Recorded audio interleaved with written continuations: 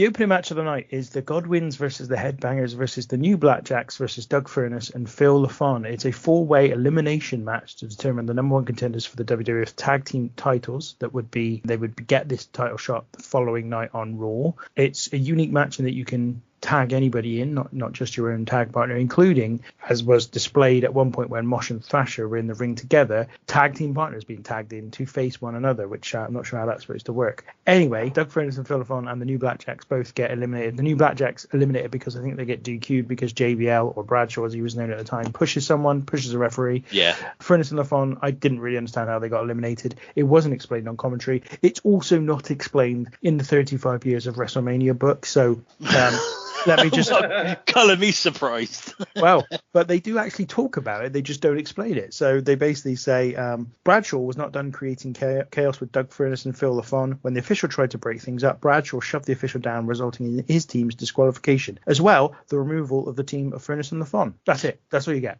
I think Blackjacks get disqualified first of all, and then Furnas and LaFon get counted out. I think that's what happens. Well, neither the commentary nor the 35 years of WrestleMania could tell you why that was the case. So we'll just have to accept what you've said. I think referee Jack Doan is counting. I think. Then at the end of the match, Mosh hits a face-sitting dive, this is what I could call it, from the top on Phineas and gets a pin. The Headbangers win the match, and that's it. It's 10 and a half minutes long as well. Matt, what did you think of this? I just love your description of the finish on a face-sitting dive.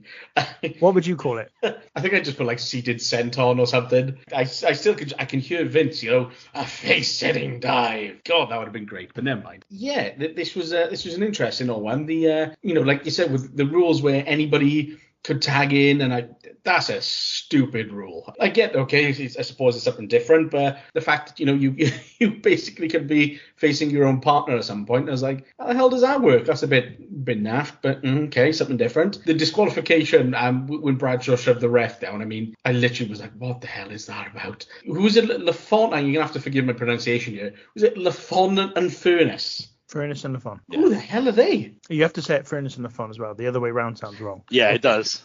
It's like sister and brother. Who the hell are they? They had some time in ECW, didn't they? Yeah. And they were also in Japan, I think, as well. Look at this, Tom. Go on. You're on a roll. By all accounts, I've never seen hardly any of their work, but every now and again, some guy, I think Eddie Kingston, tends to retweet these things from a different Instagram account that posts loads of like Japanese wrestling, and they crop up quite a lot on that. By all accounts, very good technical wrestlers, but I don't think they ever they obviously didn't ever make it in WWE, but from what I've seen of them, they're decent, and I was actually hoping they'd have a bit more of a longer run in this match, because having seen a couple of clips of them on Twitter, I'm actually quite interested in this, and I'll go on to one bit that I specifically liked involving these lads.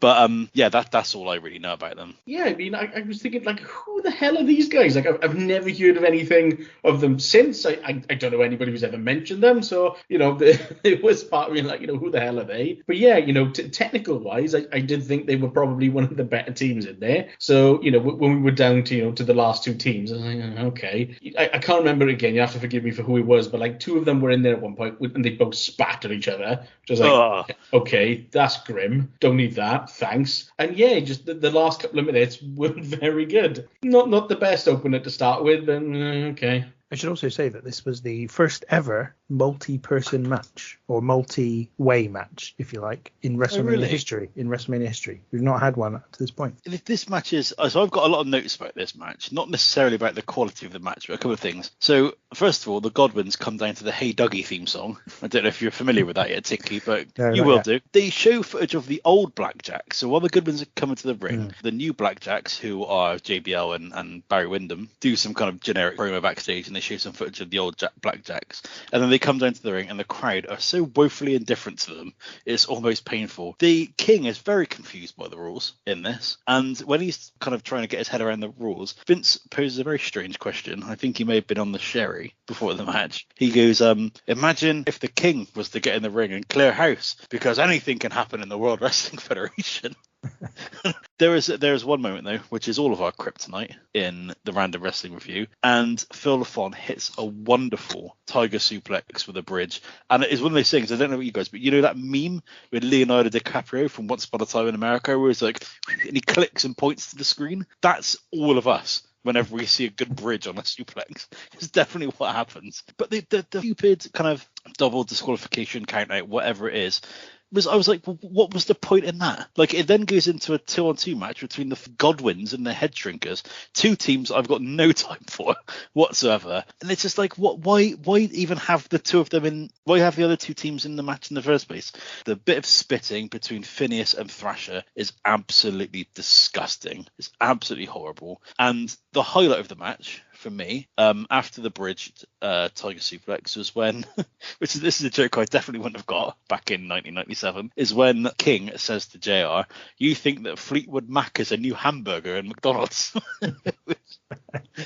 Lovely joke. And then I noticed there's a bloke in the front row with a Preacher t-shirt on, which is my favourite ever comic book. So I was like, oh, there we go.